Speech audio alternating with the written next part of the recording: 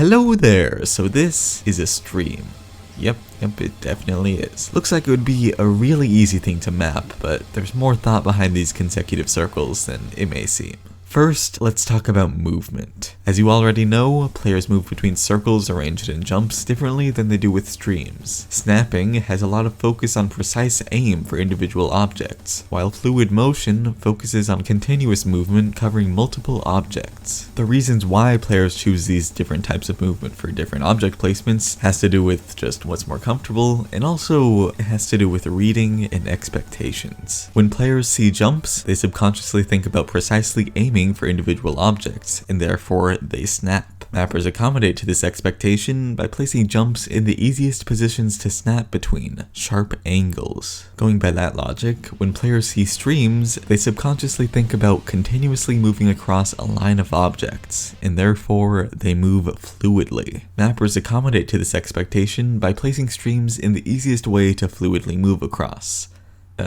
Yeah, this right here. It's a bit harder to explain than just sharp angles. For now, think of a stream's body like a slider, since it has a lot of the same properties. The most theoretically comfortable stream entry relies on two factors, rotation and angle. When entering a stream, rotation of the previous objects should match that of the stream, because that's what a player will be expecting. These objects are going counterclockwise, so the body of the stream is also going counterclockwise. Next, angle. Something like this technically follows correct rotation and it would be fine for sliders, but the angle between the previous object and the stream's body is a bit too sharp to be comfortable. Players want to use fluid motion for streams, and therefore any angle that requires a stop of motion will betray expectations, and that's not really the most comfortable thing. So overall, a wide angle between the stream body and the previous object that also obeys implied rotation is the most comfortable. With smaller spacing or effective use of repetition, other types of rotation or angles can be comfortable, but all that really matters is knowing that this kind of orientation works for any type of stream entry. Big spacing, small spacing, doesn't really matter.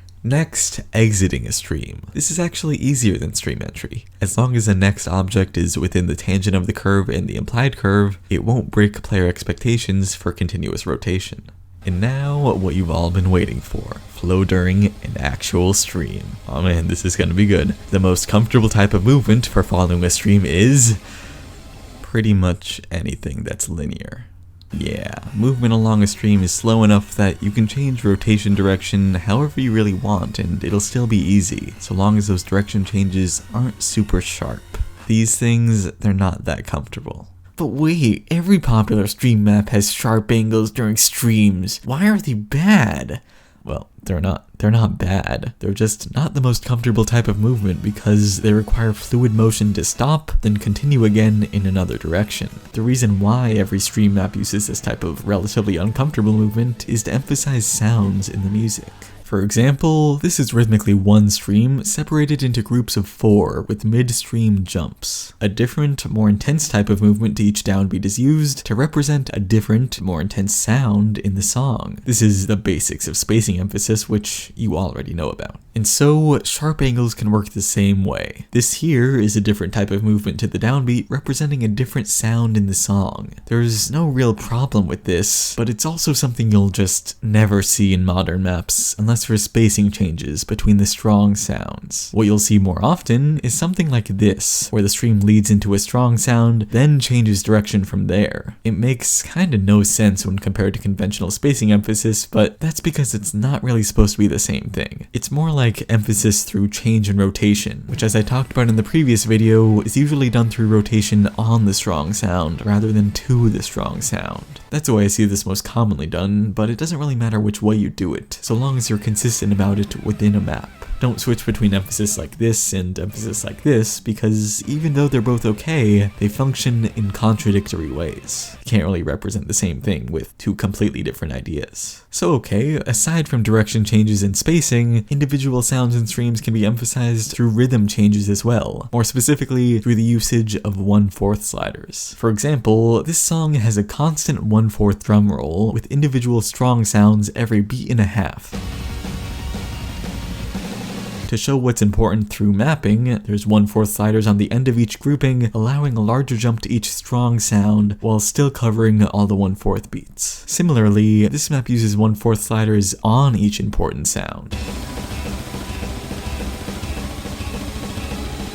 Just like the types of emphasis during circle-only streams, either method is acceptable, but it wouldn't work to use both within the same map. So I've been talking about 1/4 sliders being used just during regular streams, but most of the time that's not something you actually want to do. 1/4 sliders aren't very good to represent consistently strong 1/4 sounds. Their heads are inherently more important than their tails because clicking a key has more impact than releasing a key. At the same time though, this can be used to emphasize half-beat rhythms during ordinary streams. For example, this song has a lot of 1/4 sounds, but the drum beats on every white and red tick are stronger than those on blue ticks. An ordinary stream wouldn't really represent that, but 1/4 sliders would be perfect. They cover all the 1/4 while prioritizing white and red ticks. You could also do something similar with repeating sliders, like these with emphasis on every white tick and less important sounds on the blue and red ticks. So yeah, spacing changes, direction changes, and rhythm changes are easy ways to emphasize individual sounds in streams. But that's not the only type of emphasis. For emphasizing groups of sounds, mappers most often use large-scale spacing changes. For example, this song has 6 quiet sounds, then 6 louder sounds. So it uses small spacing for the first group and large spacing for the second group.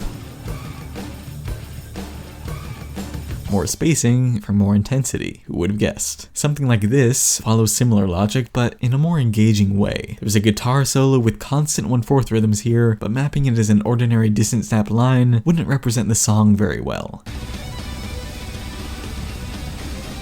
Gradually changing spacing according to the guitar's pitches and intensity shows what the song is doing much more effectively. And yeah, there are other ways to emphasize stuff with streams, but these are probably what are most important. Really though, I think this is getting a little too basic, and I'm repeating stuff that you should already know from other videos by now. Anyway, that's essentially all that I find important about streams, so hopefully you're comfortable handling them on your own now. Thanks to all these guys for supporting this video, and I'll see you next week.